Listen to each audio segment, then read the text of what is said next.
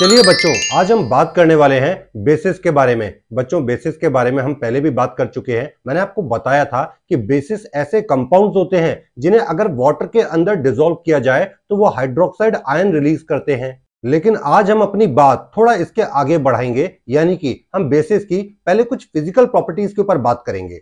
तो बच्चों, बेसिस की जो सबसे पहली प्रॉपर्टी है वो है सोपी इन टच। अगर आप बेसिस को टच करके देखेंगे तो वो बहुत सॉफ्ट लगेंगे, बहुत स्लिपरी टाइप के लगेंगे। जैसा सोप को छूने पर आपको फील होता है वैसी ही फीलिंग आपको बेस को टच करने पर भी आएगी। तो हम क्या बोल सकते हैं? बेसिस आर सोपी इन टच। इसके अलावा बच्चों, अगर आप बेस को टेस्ट करके देखें तो वो टेस्ट में कैसे होते हैं? बोलो, बिटर टाइप के होते हैं, यानी कि कड़वे लगते हैं। जैसे कि कभी नहाते वक्त अगर आपके मुंह के अंदर थोड़ा सा साबुन चला गया हो तो आपको कड़वापन सा लगा होगा, तो सोप के अंदर भी तो बोलो बेस ही प्रेजेंट होता है। तो हम क्या बोल सकते हैं? Basis are bitter in taste. इसके अलावा बच्चों, अगर कभी बेस आपकी स्किन के ऊपर गिर जाए तो आपके स्किन के सेल्स डैमेज हो सकते हैं, उनको नुकसान पहुंच सकता है। यानी कि हम ऐसा बोल सकते हैं कि जो बेसिस होते हैं उनका कोरोसिव एक्शन होता है हमारी स्किन के ऊपर।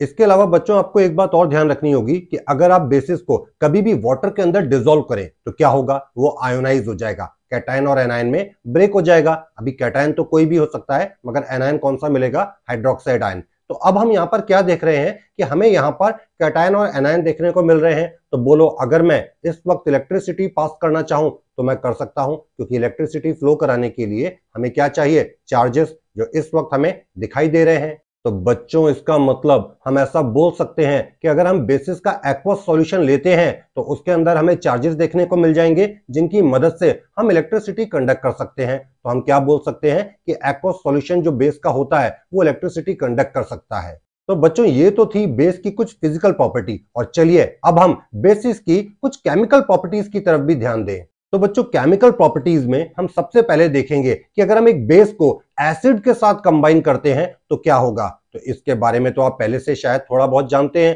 कि यहां पर होने वाली है न्यूट्रलाइजेशन रिएक्शन, और जब बेस और एसिड कंबाइन होंगे तो बोलो आउटपुट में क्या बनेगा? Salt and water. जैसे एग्जांपल के तौर पे अगर मैं बेस की जगह पर पोटेशियम हाइड्रोक्साइड ले लूं और एसिड मान लेते हैं, मैं हाइड्रोक्लोरिक एसिड ले लेता हूं, तो जैसे ही हम इन दोनों को कंबाइन करेंगे यहां पर होगी न्यूट्रलाइजेशन रिएक्शन। अब पोटेशियम हाइड्रोक्साइड के अंदर कैटायन और एनायन कौन सा प्रेजेंट है? क्या आप मुझे बता सकते हैं? तो बच्चों, पोटेशियम हाइड्रोक्साइड के अंदर K+ नाम का कैटायन प्रेजेंट है और OH- नाम का एनायन प्रेजेंट है। ऐसे ही अगर मैं HCl को भी ब्रेक करके देखूं तो वो भी H+ और Cl- फॉर्म में ब्रेक हो जाएगा।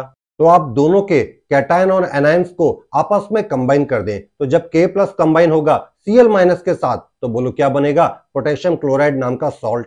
और जब OH- H+ के साथ कंबाइन होगा तो बनाएगा वाटर। तो आप देख पा रहे हैं कि आउटपुट में हमें सॉल्ट और वाटर मिल रहा है, जैसा कि न्यूट्रलाइजेशन रिएक्शन में होता भी है। अब बच्चों, हम बेस को नॉन मेटेलिक ऑक्साइड के साथ कंबाइन करके देखते हैं कि क्या बनेगा। तो बच्चों, मैं आपको बताऊं कि non metallic oxide nature wise acidic type के होते हैं, ये आपने पहले से पढ़ा भी है। तो बोलो, यहां पर भी होने वाली रिएक्शन काफी हद तक देखने में न्यूट्रलाइजेशन रिएक्शन जैसी ही लगेगी, क्योंकि एक तरफ तो हमने बेस ले रखा है और एक तरफ हमने नॉन मेटेलिक ऑक्साइड को कंसीडर किया है जो कि नेचर वाइज एसिडिक है। तो बोलो, यहां पर भी आउटपुट सॉल्ट एंड वाटर ही बनेगा। जैसे कि एग्जांपल के तौर पे मैं कैल्शियम हाइड्रोक्साइड को कंबाइन करूं कार्बन डाइऑक्साइड के साथ। अभी कैल्शियम हाइड्रोक्साइड एक तरीके का बेस है और कार्बन डाइऑक्साइड एक तरीके का नॉन मेटेलिक ऑक्साइड है। तो बच्चों, जब आप इन दोनों को कंबाइन करेंगे तो कैल्शियम कार्बोनेट नाम का सॉल्ट बनेगा प्लस वाटर रिलीज होगा। तो हम ऐसा बोल सकते हैं, when the bases are combined with the non metallic oxide the output is always salt and water. अब बच्चों, हम बेसिस को कंबाइन करेंगे मेटल्स के साथ। तो बच्चों, मैं आपको बता दूं कि बेसिस आमतौर पे सभी मेटल्स के साथ तो कंबाइन नहीं होते हैं, सबके साथ रिएक्शन नहीं दिखाते हैं, लेकिन कुछ मेटल्स के साथ हमारे बेस कंबाइन हो सकते हैं। जैसे कि मैं सोडियम हाइड्रोक्साइड को कंबाइन करूं एल्यूमिनियम के साथ, तो बच्चों सोडियम एल्यूमिनेट नाम का सॉल्ट बनेगा प्लस हाइड्रोजन गैस रिलीज होगी। तो इसका मतलब मैं ऐसा बोल सकता हूं कि जब बेस मेटल के साथ कंबाइन होते हैं तो सॉल्ट प्लस हाइड्रोजन गैस बनाते हैं। लेकिन ध्यान क्या रखना है कि बेस सभी मेटल्स के साथ कंबाइन नहीं होते, केवल कुछ ही मेटल्स के साथ वो ऐसी रिएक्शन दिखाते हैं। एक एग्जांपल बच्चों हम और ले सकते हैं। अगर हम सोडियम हाइड्रोक्साइड को जिंक के साथ कंबाइन करें तो यहां पर बनेगा सोडियम जिंकेट नाम का सॉल्ट प्लस हाइड्रोजन गैस भी रिलीज होगी। तो बच्चों, ये बेस से रिलेटेड कुछ ऐसी केमिकल प्रॉपर्टीज हैं जिसके बारे में बोर्ड एग्जाम में पूछा जाता है और आपको इनके बारे में पता होना चाहिए। इसके अलावा बच्चों आपको एक बात और पता होनी चाहिए कि दुनिया के किसी भी बेस को अगर आप पानी में डालें, डिसॉल्व करें, तो आपको क्या लगता है, क्या वो डिसॉल्व होगा? तो बच्चों मैं आपको बताऊं कि सारे बेस वाटर में कंप्लीटली सॉल्युबल नहीं होते हैं। कुछ बेस ऐसे होंगे जो वाटर के अंदर कंप्लीटली डिसॉल्व हो जाएंगे, कंप्लीट सॉल्युबल होंगे, मगर कुछ ऐसे भी हो सकते हैं जो कंप्लीटली सॉल्युबल ना हो। लेकिन हमारा फोकस उन बेस की तरफ है जो वाटर में कंप्लीटली डिसॉल्व हो जाते हैं, पूरी तरीके से सॉल्युबल होते हैं, और ऐसे बेसिस को बच्चों हम एल्कली के नाम से जानते हैं। तो बोलो, कभी भी अगर आपसे कोई पूछ दे कि एल्कली क्या होता है, तो आप क्या बोलेंगे? एल्कली एक तरीके के बेस होते हैं, बस वाटर सॉल्युबल बेस को हम एल्कली के नाम से जानते हैं। जैसे कि मैं एग्जांपल की बात करूं तो सोडियम हाइड्रोक्साइड एक तरीके का एल्कली है, यानी कि water soluble base. Potassium hydroxide वो भी एक तरीके का एल्कली है, वाटर सॉल्युबल बेस। तो इन शॉर्ट हम क्या बोल सकते हैं कि वाटर सॉल्युबल बेसिस को एल्कली के नाम से भी जाना जाता है। इसके अलावा बच्चों आपको बेस के बारे में कुछ इंपॉर्टेंट बातें और भी पता होनी चाहिए। याद करिए, मैंने आपको एसिड के बारे में बताया था कि कुछ एसिड स्ट्रॉन्ग टाइप के होते हैं और कुछ एसिड वीक टाइप के होते हैं। बच्चों वैसे ही बेस भी स्ट्रॉन्ग एंड वीक टाइप के होते हैं। अब स्ट्रॉन्ग बेस बोलो, हम किसको बुलाएंगे? स्ट्रॉन्ग बेस हम उस बेस को बुलाते हैं जिसको अगर वाटर में डालें तो वो अपने सारे हाइड्रोक्साइड आयन रिलीज कर दे। लेकिन अगर कोई बेस ऐसा है जिसे वाटर में डालने पर वो सारे हाइड्रोक्साइड आयन रिलीज नहीं कर रहा है, तो ऐसे बेस को हम वीक बेस बुलाएंगे।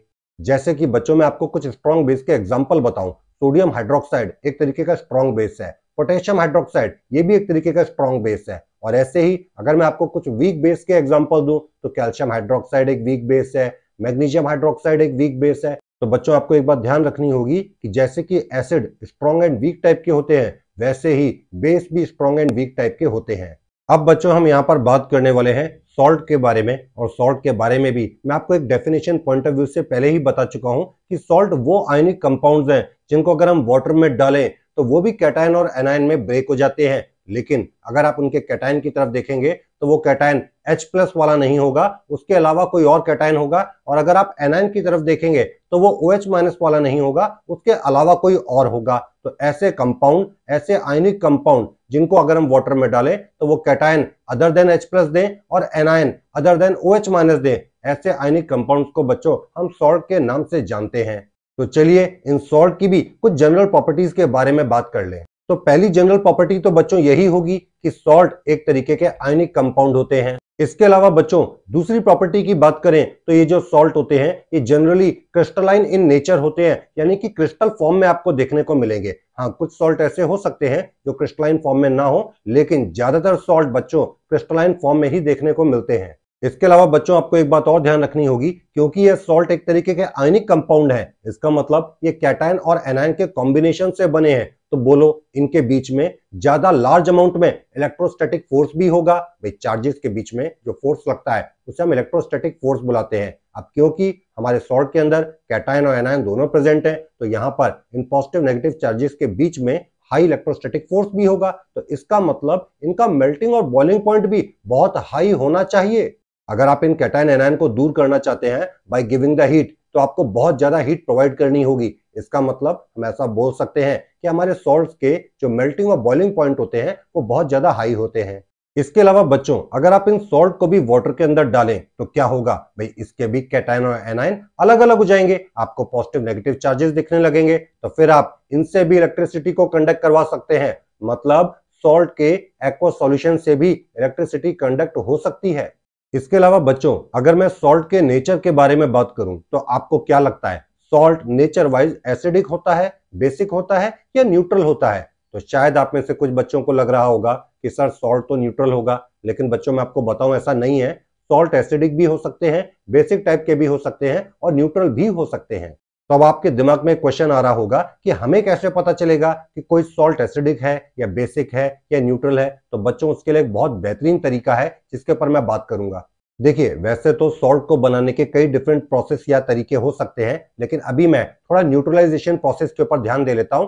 न्यूट्रलाइजेशन रिएक्शन की मदद से भी हम सॉल्ट का फॉर्मेशन करते थे, तो मान लेते हैं कि हम यहां पर भी न्यूट्रलाइजेशन रिएक्शन की मदद से किसी सॉल्ट का फॉर्मेशन कर रहे हैं और उस सॉल्ट का नेचर पता लगाने की कोशिश करेंगे। तो अभी बोलो, न्यूट्रलाइजेशन रिएक्शन के अकॉर्डिंग सॉल्ट बनाने के लिए हमें एक एसिड चाहिए और एक बेस चाहिए।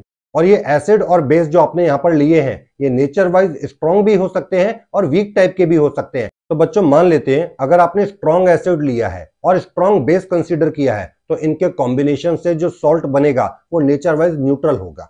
अब स्ट्रॉन्ग एसिड और स्ट्रॉन्ग बेस के एग्जांपल मैं आपको पहले ही बता चुका हूं, तो उन एग्जांपल के ऊपर तो मैं बात नहीं कर रहा हूं। लेकिन अगर आप कोई भी स्ट्रॉन्ग एसिड लेते हैं या और स्ट्रॉन्ग बेस लेते हैं तो उनको कंबाइन करने पर जो सॉल्ट बनेगा वो हमेशा न्यूट्रल ही होगा।